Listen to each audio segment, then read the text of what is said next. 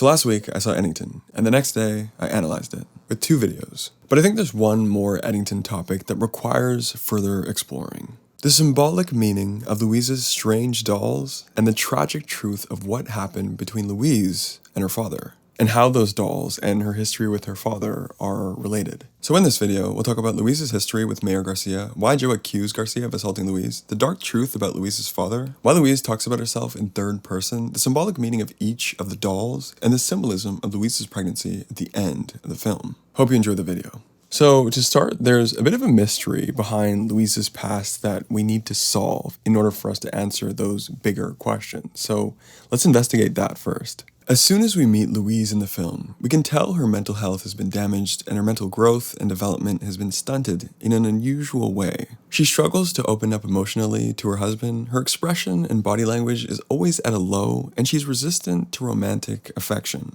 And most noticeably, she has this odd hobby of sewing these very eerie dolls. And the reason for all of these specific behaviors is never explicitly addressed or mentioned, but the more you watch of the film, the more you will learn about her relationships, her marriage, and her parents that allow us to uncover specifically what happened so tragically for her as a child. So out of these 3 topics, let's start with her relationships. When we spend some time with Pedro Pascal's character, Ted Garcia, we learn there's a rumor that he and Louise had sex before she married Garcia's political competitor, Sheriff Joe Cross. Garcia denies the sexual rumors, claiming they were only dating briefly and he never had the chance to be intimate because she was always very resistant to that. She was pregnant soon after and had an abortion, but he claims he had nothing to do with that because, as said before, they were never intimate. Of course, at this point in the film, we can't be certain whether Garcia's side of the story or the rumors are true, but there's more in this movie for us to uncover. So, moving on to her marriage, we have Louise's husband, Joe. Joe, as we know in the film, is competing with Garcia in the election for mayor of Eddington. And in a moment of impulse, from the rising political climate and the intensity of the Black Lives Matter protests on his streets, he slanders Garcia, claiming Garcia sexually assaulted his wife Louise at a young age, which led to her pregnancy.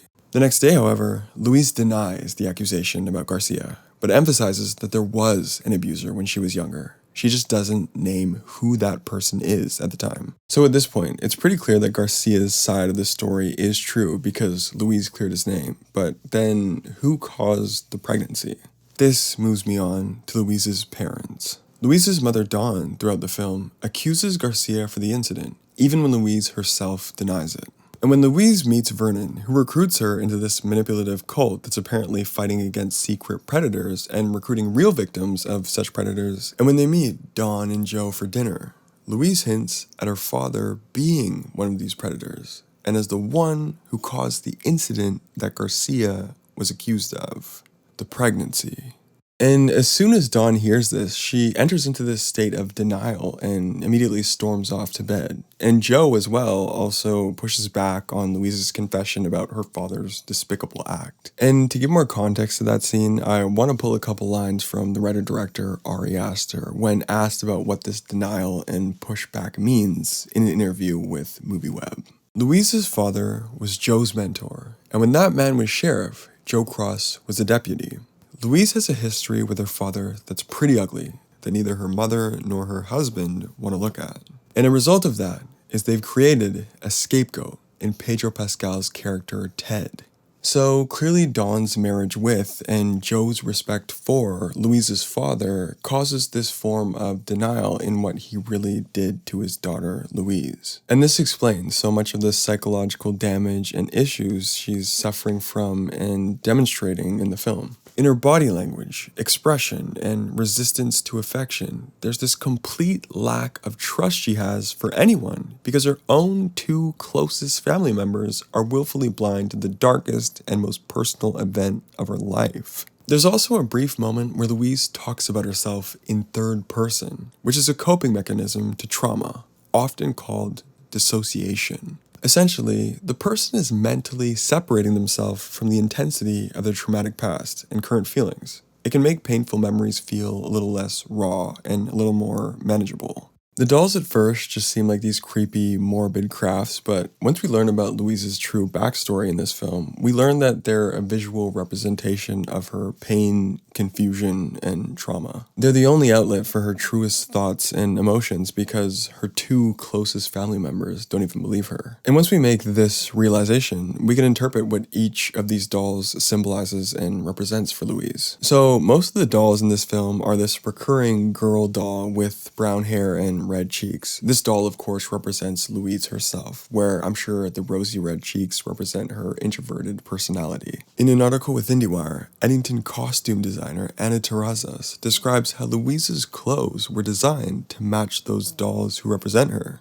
We worked together to make sure Louise's clothes and dolls had the same elements and textures. If I found a nice sweater, I would share it with the art department and they could make a doll. A lot of these strange-looking dolls that represent her are accompanied by these completely normal-looking animal figures like rabbits and sheep. With this, I assume it reflects her love and respect for animals because of their unconditionally loving and non-judgmental nature, unlike her parents and the people around her who have been completely judgmental and condescending. Some of the dolls are half her, half creature, where she has spider legs or she has squid tentacles, where I'm sure this represents the half of her that she is ashamed of, the side of her that she doesn't like, the side of her that feels kind of monstrous because of her dark, tragic, traumatic past. And speaking of looking monstrous, all of the male dolls look very monstrous. They're either swallowing her up or they take on this very beast-like predatory creature form, I assume to reflect her experience with men romantically and sexually. There's also an image she's built with two doll heads facing each other that are conjoined by the hair connecting them, which I'm sure represents that self-separation that she's created within herself, where she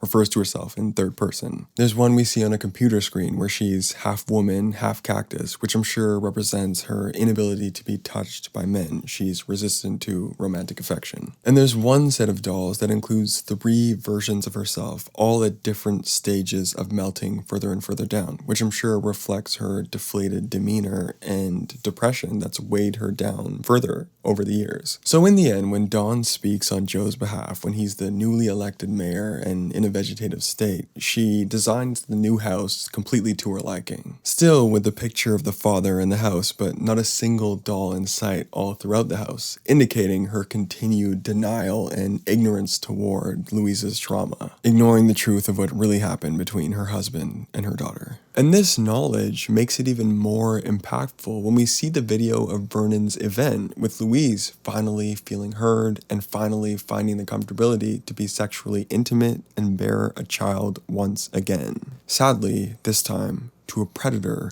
in disguise. So if you think the events of Eddington never matched the dark, twisted, tragic horrors of Aster's previous films of Hereditary, Midsommar, and Beau is Afraid, I'd say we still have not escaped that territory at all. With Louise a victim to a cult built on lies of consolation, saviorship, and heroism, the intergenerational cycle of deception, denial, and suffering continues. Alright, this is my analysis. I can't wait to discuss your thoughts and answer any questions that you still have in the comments below. And if you want an analysis on the entire film, I'll link it here. If you want an analysis on those mysterious soldiers and the solid gold Magikarp data center, I'll link it here. Thank you so much for watching and see you later.